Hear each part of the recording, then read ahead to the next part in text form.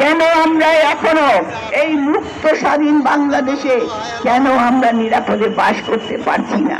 কোথায় এটার গলদ? কেন কেন বিচার এখনো বিচারের আমরা যে বিচার ব্যবস্থার কথা বলি সেটা এখনো সেই ন্যায় বিচার এখনো সুদূর পড়া হতো। আমরা জানি আসিয়া হত্যার পরে আপনারা বিভিন্ন স্টেপ নিয়েছেন, কিন্তু আমরা দেখেছি প্রতিবারই এইরকম বিভিন্ন পদক্ষেপ নেওয়া হয়, তারপরে সেটা আস্তে আস্তে নিয়ে যায়। আপনারা দেখেছেন আজকে আমরা এমন একজনের হাতে তুলে দিয়েছি যাকে আমরা মনে করি শান্তির প্রতীক। আমরা জানি ডক্টর ইউনূস, তার কাছে আমরা আশা করছি আমাদের দেশ এখন নিরাপদে থাকবে, আমাদের মা বোনেরা নিরাপদে থাকবে, সবাই মুক্ত স্বাধীন কথা বলতে পারবে।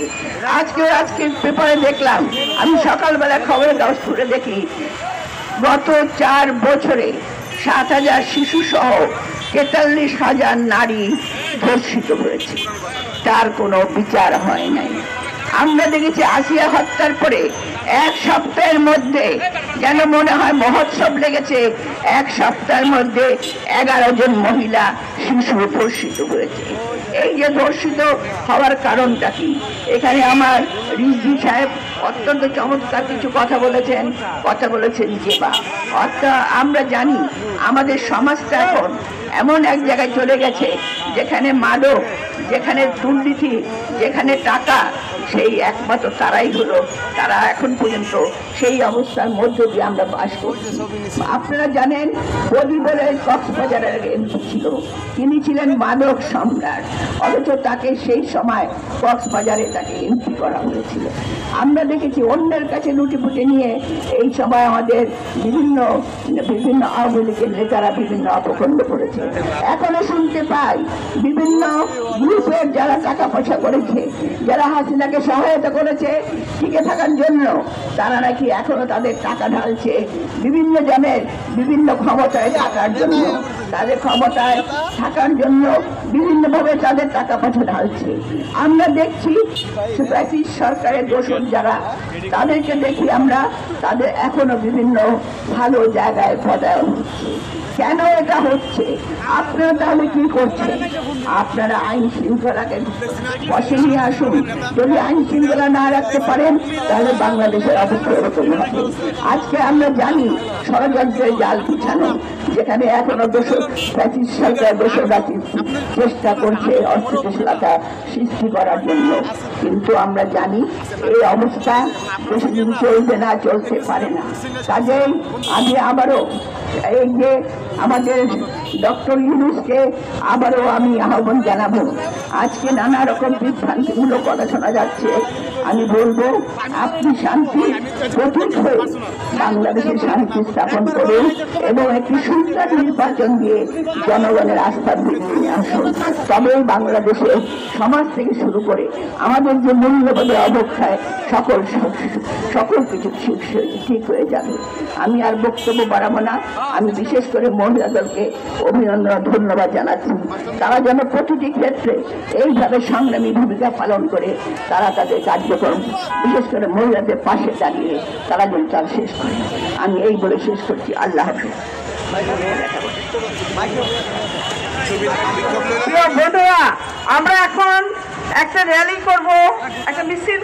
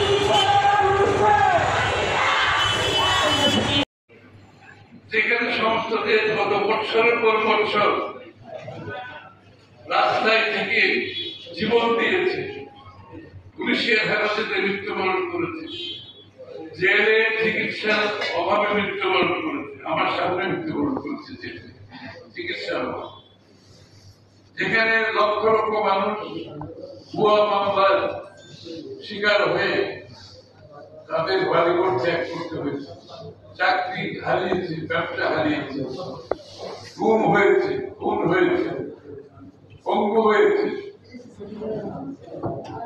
উদ্দেশ্য তো একটাই ছিল যে বাংলাদেশে আবার একটা স্বৈরাচার ফ্যাসিস্টকে বিদায় করে জনগণের মালিকানা ফিরিয়ে দিয়ে জনগণের কাছে দায়বদ্ধ জবাবদিহি নির্বাচিত একটি সরকারের মাধ্যমে আবার আমরা স্বাভাবিক জীবনযাপনে ফিরে আসবো, আমরা গণতান্ত্রিক জীবনযাপনের মধ্যে ফিরে আসবো, আমরা একটি শান্তিপূর্ণ সহনশীল জবাবদিহিপূর্ণ একে অপরের প্রতি সম্মান বোধের মাধ্যমে একটি গণতান্ত্রিক প্রক্রিয়া প্রতিষ্ঠিত হবে। আজকে সেই প্রক্রিয়াতে আমরা কেউ যেতে পারছি না, কি বাধার সৃষ্টি হচ্ছে। এক নম্বর হচ্ছে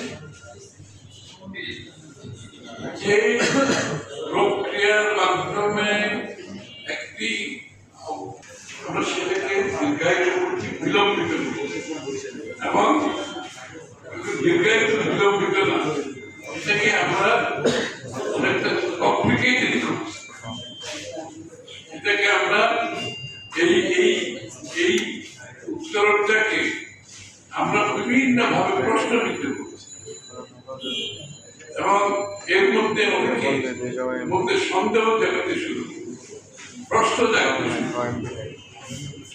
এখন বাংলাদেশের মানুষের যে প্রত্যাশা, মনোজগতে যে পরিবর্তন, আগামীর বাংলাদেশের যে স্বপ্ন, সেই স্বপ্ন তো বাস্তবায়ন করতে পারে যে জনগণ যারা দেশের মালিক, তাদের নির্বাচিত, তাদের আস্থা, তাদের বিশ্বাসের একটি নির্বাচিত সংসদ এবং সরকার, এবং নির্বাচিত সরকারের সবচেয়ে বড়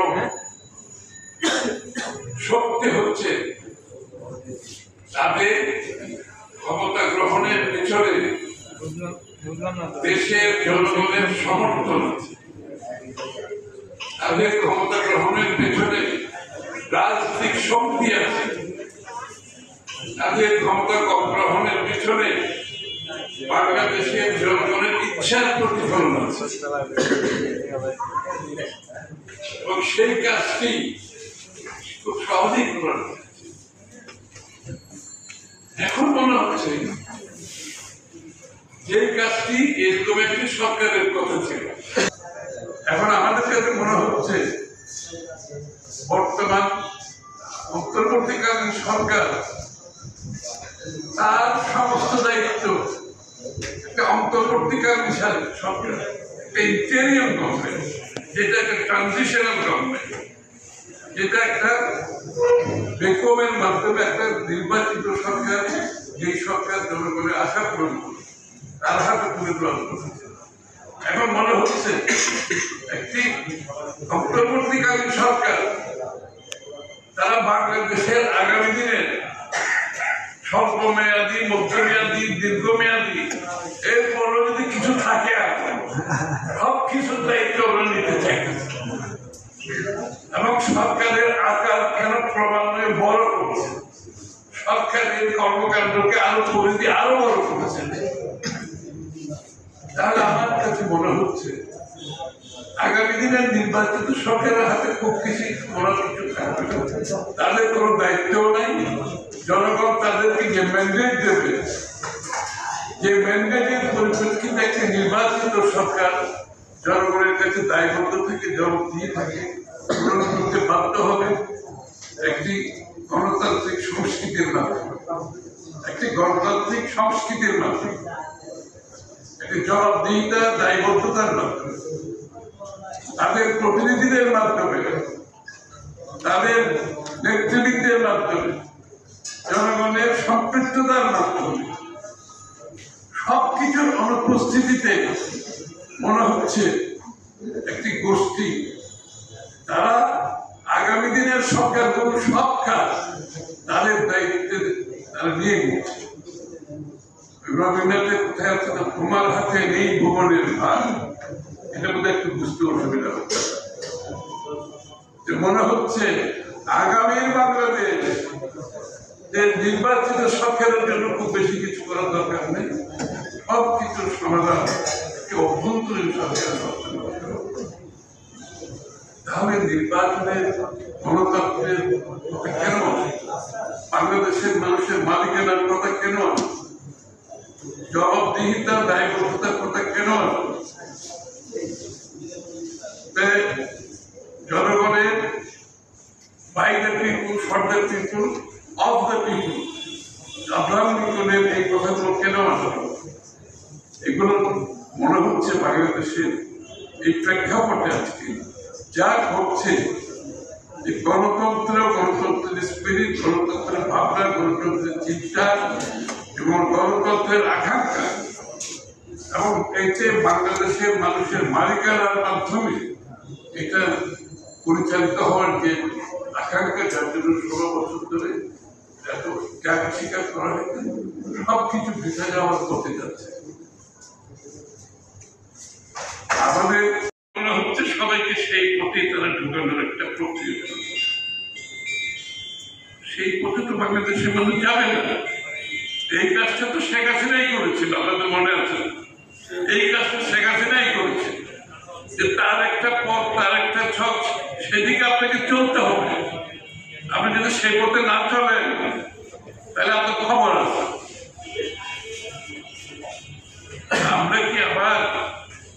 আমরা কি এখানে স্বেচ্ছাচারিতার কোনো মূল্য খুঁজে পাচ্ছি? আমরা কি স্বৈরাচারের ক্ষুদ্র ক্ষুদ্র স্বৈরাচার কি আবার বাংলাদেশে তৈরি হচ্ছে? আবার কি জনগণ গণতন্ত্রের যে স্পিরিট, সংসদীয় গণতন্ত্রের যে স্পিরিট, এটা সকলে ঐক্যবদ্ধভাবে সমস্ত রাজনৈতিক দলের ঐক্যবদ্ধ প্রচেষ্টায় সংসদীয় দলের প্রথা বাংলাদেশে সৃষ্টি হয়েছে। এটা কোনো এক দল করে নেই, কোনো একটি গোষ্ঠী করে নেই, কোনো একটি ব্যক্তি করে নেই, সমস্ত বাংলাদেশের রাজনৈতিক দলগুলো ঐক্যবদ্ধ হবে, একমত হয়ে সংসদীয় গণতন্ত্র। আমরা কি সংসদীয় গণতন্ত্রের স্পিরিটের বাইরে গিয়ে আরেকটি গোষ্ঠী সৃষ্টি করতে চাচ্ছি, যে গোষ্ঠী একটি নির্বাচিত সরকার, সংসদের উপরে একটি পলিট ব্যুরো চাই, ক্ষমতা দল, তাদের ইচ্ছার পরিপ্রেক্ষিতে তারা পরিচালিত করবে? এই কাজটা তো শেখ হাসিনাই করেছে, শেখ হাসিনাকে বিদায় করার দরকার। সেই পথে তো বাংলাদেশের মানুষ যাবে না, সেই জন্য তারা রক্ত দেয় না, তারা ত্যাগ স্বীকার করে নেয়, তাদের জীবনের সবকিছু দিয়ে বাংলাদেশের মানুষ তার মালিকানা, তার গণতান্ত্রিক অধিকার, গণতান্ত্রিক অর্ডার, তার নির্বাচিত সরকারের মাধ্যমে যারা তার কাছে জবাব দিয়ে থাকবে, দায়বদ্ধ থাকবে, প্রতিনিয়ত তার সুবিধা অসুবিধা একটি গণতান্ত্রিক সরকারের কাছে যাওয়া যে প্রক্রিয়া, সেই প্রক্রিয়া আমাদেরকে যেতে হবে। সেটা আজকে অনুপস্থিত। বাংলাদেশের প্রতিটি দিন অতিবাহিত হচ্ছে সেই গণতান্ত্রিক প্রক্রিয়ার বাইরে, প্রতিনিধিত্বশীল সরকারের বাইরে,